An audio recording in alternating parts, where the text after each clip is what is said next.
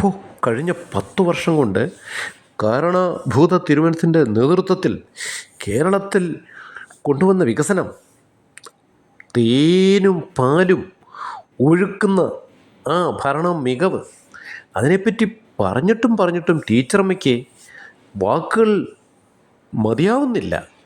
നാവിൻ്റെ തുമ്പത്ത് വന്ന് വാക്കുകൾ ഇങ്ങനെ തത്തിക്കളിക്കുകയാണ്.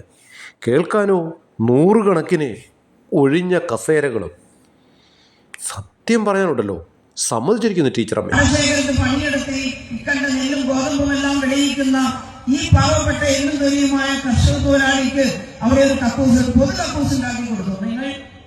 നിങ്ങൾക്ക് കക്കൂസ് ഉണ്ടാക്കി തന്നില്ലേ എന്ന് ചോദിച്ചു. ഇപ്പൊ പറഞ്ഞു ഞങ്ങൾക്കാരും കക്കൂസൊന്നും ഉണ്ടാക്കി തന്നിട്ടില്ല. എന്തൊരു അഭിശപ്തമായ ജീവിതമാണ് കൂടുതൽ. നിങ്ങൾ യൂട്യൂബിൽ water cycle diary, Mathrubhumi, Bihar election എന്ന് അടിച്ചു കൊടുത്താൽ ചിലപ്പോൾ നിങ്ങൾക്കത് കാണാൻ കഴിഞ്ഞേക്കും ആ ചിത്രം.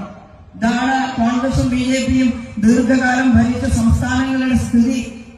അവിടെയാണ് കേരളത്തിലുണ്ടായ മാറ്റം.